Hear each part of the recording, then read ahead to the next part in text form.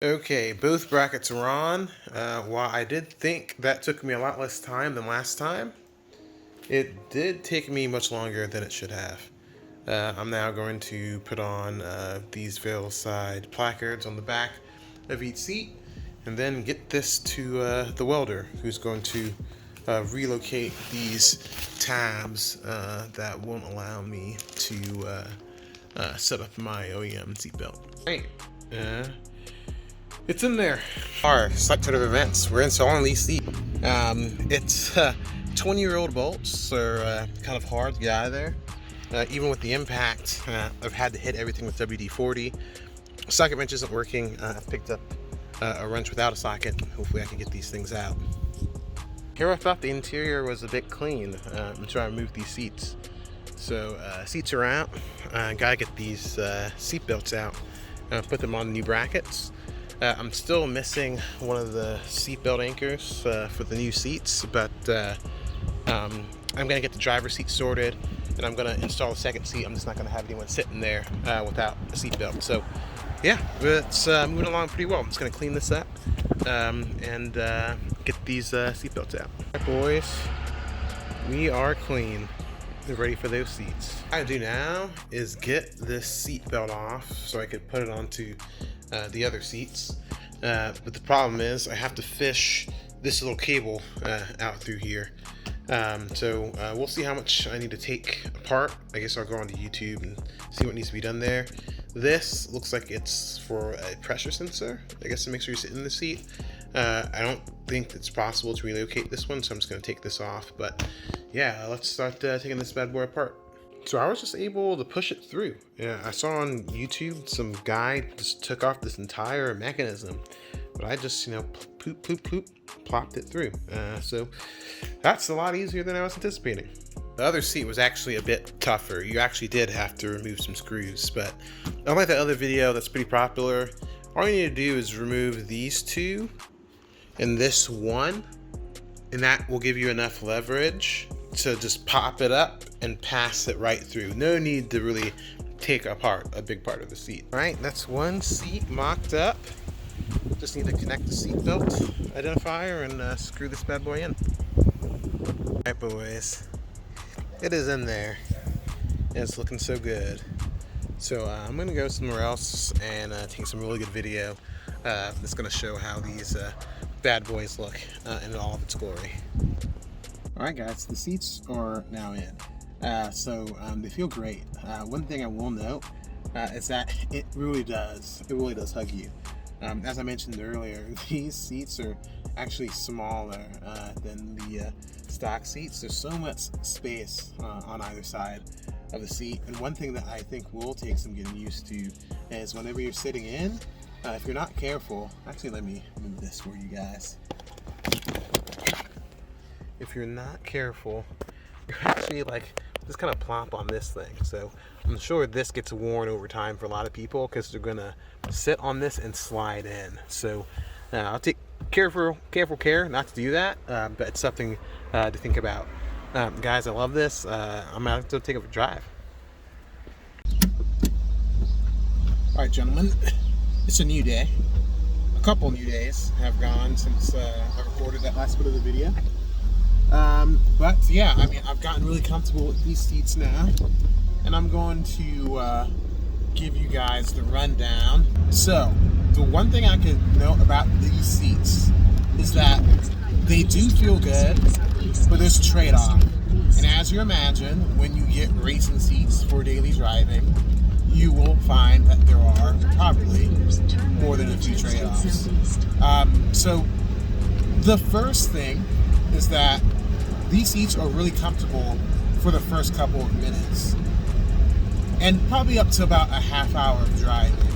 And the reason I say that is because how these seats are set up, it's such that your head doesn't really ever hit the headrest. It's like very far behind you because of that cushion that is there in the back of the seat, kind of pushing you up. So you kind of have to support your head. So you have to support your head by yourself the entire time. And for a quick trip, a quick zip around, it's not really that big of a problem. But for a sustained long period of driving, you just kind of want to lay your head back and, you know, give a rest. So it kind of makes me think that I'm going to have to get that insert changed out with something else. Because, you know, I'll drop in some... Turn left onto Independence Avenue Southeast. I'll drop in some B-roll right here so you guys can see what I'm talking about. Like, this part is removable, and kind of by how thick it is, it makes it very uncomfortable to drive for long distances. And it's enough to where if I was going like on a long road trip, like cross country, you know, 4+ hours, it would definitely be uncomfortable. The other thing I really want to notice about these seats is getting into and out of these seats are actually quite miserable, right? So, you know, once you get in there, you're very much held together. It's very, as I said, it is comfortable in its own way. But the thing is, whenever you're getting in, the sides of the seat are so high raised that you have to like kind of do, it's like a 2-step process of getting into the car. Like you gotta dump your butt in there and then like rotate over. And that kind of takes away from the funness of just hopping into your car and throw the top down. It's more like, okay, there's like a 2-3 step process of me getting inside my car. And it's kind of the same whenever you're getting out.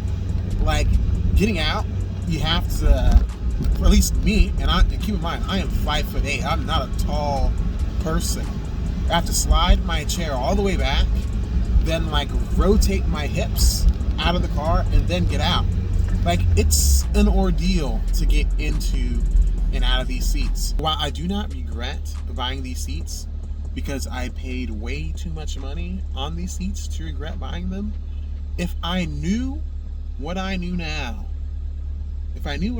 perhaps I just would have gotten my OEM seats reupholstered, like just straight black. Or maybe I would have tried to find some nice S2000 seats. And again, make sure that it's upholstered in straight black. Because, you know, it's enough to where I'm not regretting it per se. Because it is enjoyment in a different way. But if I knew now what I didn't know then, I would never have bought these seats. Alright, so on from there is just kind of like the aesthetic of the seats. Again, these seats look great, but because of how hard it is to get into and out of these seats, I know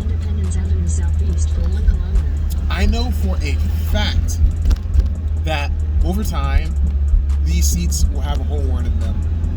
It's just what cloth is. Like when you're that rough getting into and out of something that's made out of cloth, you will wear it down, you know. And you know, the idea of like, oh my goodness, you know, you spent so much for these seats, and you're not buying it for its longevity, right? Because I'm not sure it's gonna last all that long, and I could be completely wrong, because you know, all I'm doing is basing this off my experiences with other things that have been upholstered in kind of like a cloth material. So I mean, Veilside could have it right. These things could last forever, but I just kind of feel that at those entry points, getting into your seat, it's gonna wear down really badly. The other bit is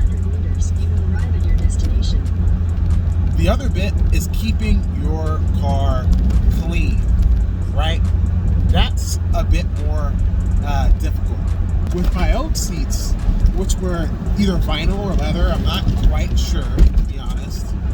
All you really had to do was kind of like wipe them down, and they were clean. It was as simple as that. But with these, you know, they kind of get goodies and stuff entangled into them. You have to just work extra hard to get that stuff out and to make it look good. So just keep that in mind.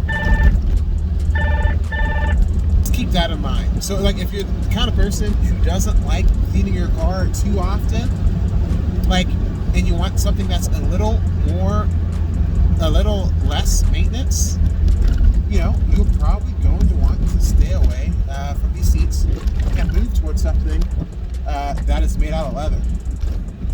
You guys, some of you might notice what I'm trying to do right here, which is get into good old RFK.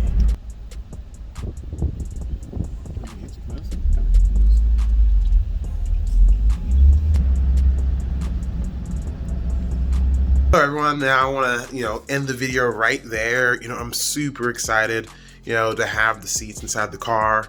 Also super excited that the build will start today.